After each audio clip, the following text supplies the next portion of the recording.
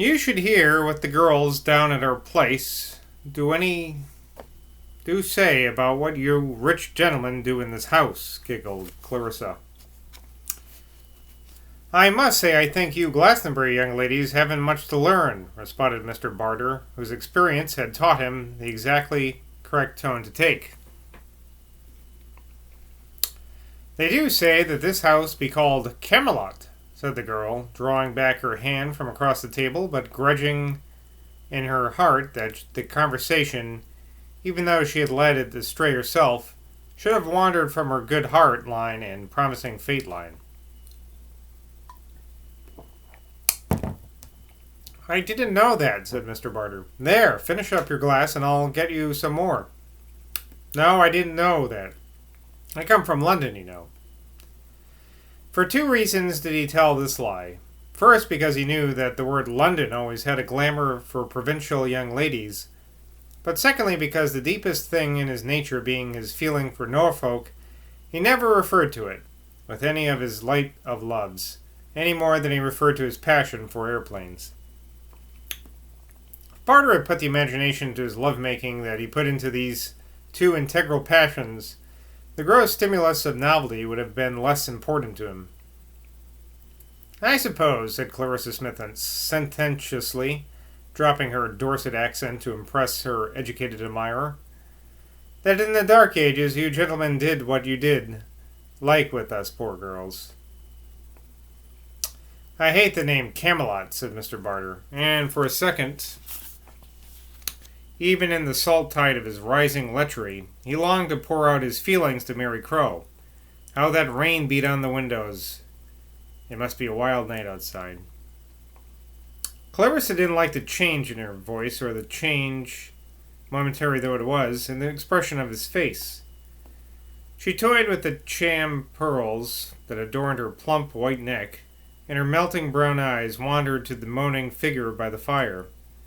They oughtn't to bring sick people to parties, she thought. I suppose in them days, she remarked, the Dorchester accent slipping back, Camelot was a place where a quiet girl durst show her face. Have you lived here long? Persephone Spear was saying just then to Blackie Morgan. Born here, Mrs. Spear, and me mother before me. Father came from Wales. How soon do a mother's thoughts begin to influence her child? Thought Nell Zoyland as she listened with sweet attention to what Mr. Evans was now saying to Cordelia. Cordelia thought she had never met such a nice, unassuming lady as Mrs. Zoyland. It flattered her profoundly to watch the tender interest with which, considering how little she knew either of them, she was now listening to Owen's words. Mr. Evans himself had almost forgiven her for being the first to drink from the silver bowl. What is going to happen to me? Oh, what is going to happen to me and Sam's child? Nell thought. Oh, I wish it wouldn't rain so hard. It gets on my nerves the way it sounds. I must ask Persky soon what we better do if it goes on like this. But I mustn't fuss and get silly. From now on, till Sam's child is born, I must be calm and sensible about everything. I wonder why Sam doesn't come and talk to me. The noise of the rain seemed now to be steadily increasing in the rooms of glittering lights and black curtains.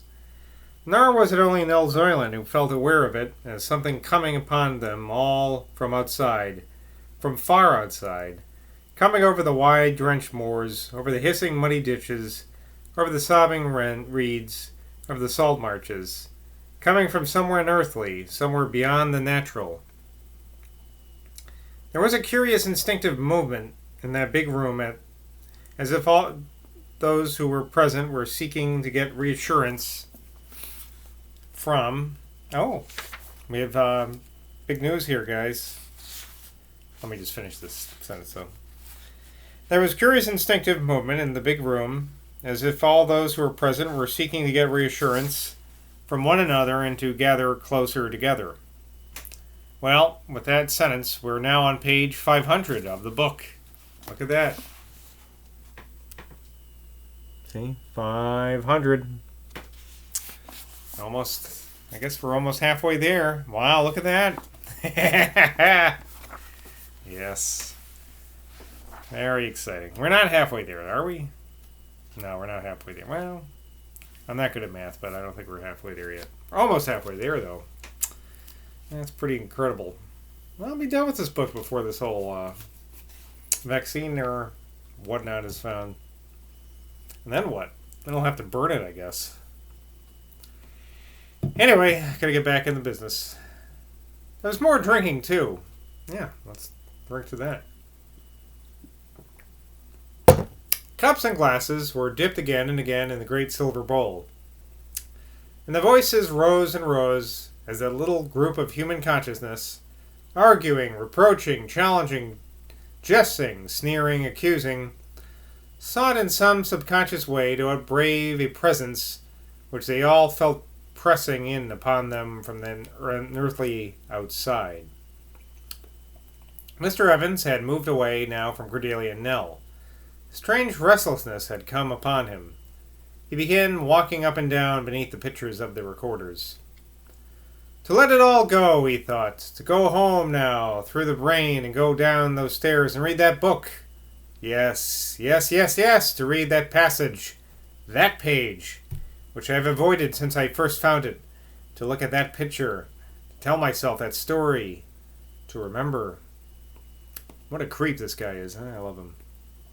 He stood still, his eyes on the crossed legs of one of the complacent recorders, and it was allowed to him as he stared at those silver-buckled shoes, so crudely painted, to travel with the speed of lightning along the road that he would have to follow if he did begin all that again. He became that terrible craving. He became that thing he was doing. He became the itch, the bite, the sting, the torment, the horror. He became the loathing that refused to stop doing what it loathed to do. He became the shapeless mouth that... Human thoughts, those mysterious projections from the creative nuclei of living organisms, have a way of radiating from the brain that gives them birth. Such emanations, composed of ethereal vibrations, take invisible shapes and forms as they float forth. Thus, to any supernatural eye, endowed with psychic perception, the atmosphere of Mrs. Legg's front parlor that night must have been a strange scene. The secret thoughts of her guest rose and floated, hovered and wavered, formed and reformed, under those glittering candelabra, making, as it were, a second party, a gathering of thought shapes, that would remain when all these people had left the room. All thoughtidolia are not of the same consistency or of the same endurance. It is the amount of life energy thrown into them that makes the difference. Some are barely out of the body before they fade away.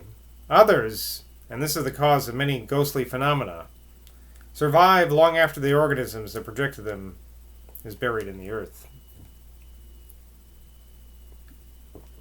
Strange.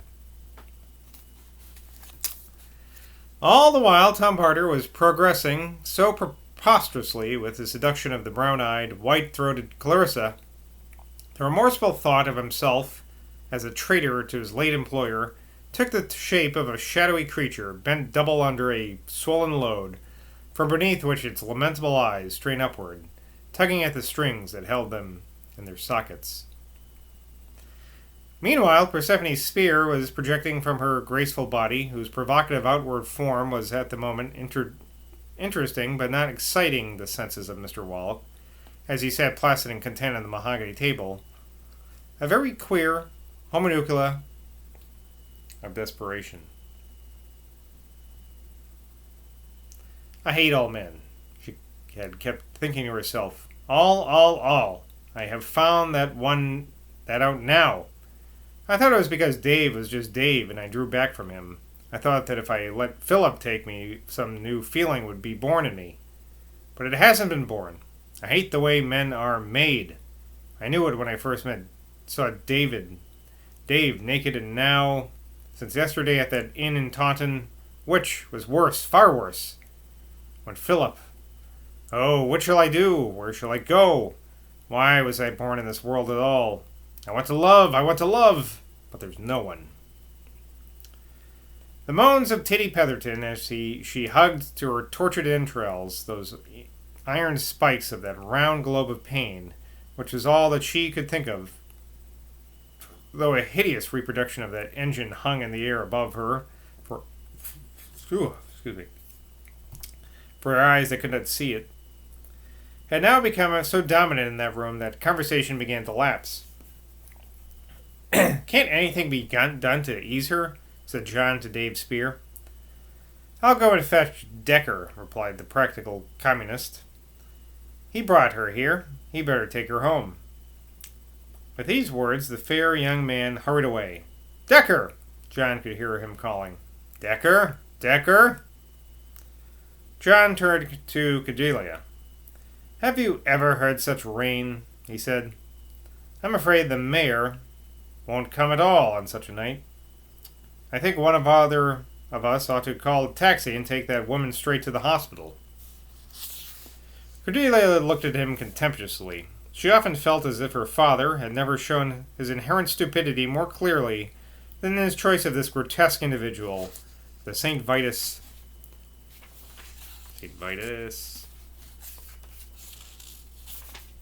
dance in his cheek, and the look of a debauched actor. "I don't believe he ever had a bath either," she said to herself. It's the second time St. Vitus dance came up. Is it something I was looking at recently had that mentioned like yesterday? It might have been this, or a movie I saw, or something. There came over Cordelia at that moment a blind physical wave of hatred for John Crow. "I don't like the way he smells," she thought. Nothing would have amused John himself more than this particular reaction of Cordelia's.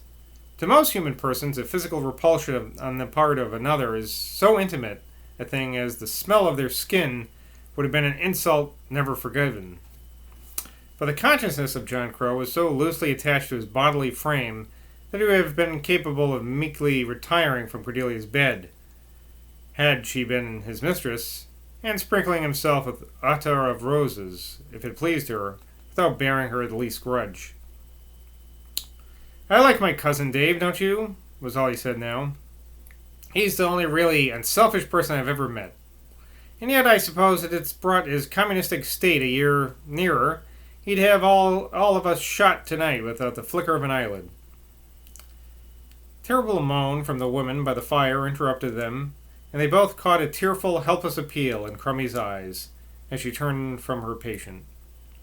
"The hospital," began John. But Cordelia cut him short. "She won't go," she said. "They tried it once. They'd have to make her unconscious first." "I understand exactly what she feels," said John. "I'd much sooner plague everyone with my death cries. God, I'd like to plague 'em with 'em. Then go to any of those places. Hospitals, prisons, workhouses. Mon Dieu! They make me shudder." Cordelia thought to herself, "That's just what a jailbird like you would think. You ought to leave father's service and be employed by Mrs. Legg along with young Tusey." John went over to Titty's side. "Christ, my dear, can't we do anything and stop this?" he whispered to Crummie. Mad Bet had been watching every moment of John's all evening from her seat at the table. Mr. Wallop was addressing a few friendly words to her now, but she seemed unable to hear him. She now cried out to John so loudly that everyone stopped talking. "Why don't you pray to thick tree of life, my king? What us two do know of. If you thought of praying before, Mr. Geard, it mid come before." In a moment of respite from her pain, and arrested by the silence and by the madwoman's voice, Titty herself spoke now. "It's begun to rain," she said in a dull, flat voice. John stared into the fire across Titty's fidgety knees. "Bet's right," he thought. "It's absurd that in all the company not a soul has thought of praying. Young Decker, who is out for living a saintly life, doesn't believe in anything to pray to. God, what we want here is someone to really pray. Then perhaps old Garrett will hurry up and come." And with his face still forwards the fire, John dropped down surreptitiously upon one knee. In Glastonbury, he thought, it would seem properly, or paganism, to be caught really kneeling if you aren't in the church. Popery. I'm sorry. It would seem popery or paganism. And John secretly prayed in his heart that Mr. Geard might appear during the next 5 minutes. He prayed to his dead parent exactly as he had done on his terrible walk to Stonehenge, when Mr. Evans had been sent to his rescue. Mrs. Ledge, accompanied by Sam Decker and Dave Spear and several other people, now came into the room. But the general attention was distracted from this entrance by Mad Bet, who suddenly rose to her feet. John noticed that Mr. Evans was standing against the wall, under one of the recorders. John had just time to think of to himself after his fashion, "Evan looks as if he were standing against a hedge," when Mad Bet stretched out both her arms towards Mr. Evans and uttered a piercing cry. Evan himself swung around, his teeth chattering. "What has he done to that thing? Oh, what has he done so to it?" screamed Mad Bet. "Stop him! Stop him! It's too much! Stop him, you people! He's doing it again! Stop him! Can't you stop him?" The woman's hands were pointing, and her eyes were fixed at a spot about a yard above Mr. Evans' head. The shock of her words brought Mr. Evans back to his normal frame of mind. He came hurriedly towards the excited woman, mumbling as he did so something in Welsh. He did not stop till he was close up to her, where she had been pulled down to her seat by Cordelia and Mr. Wallop. Well, happy page 504 now. Till next time, see you in Glastonbury. Cheers.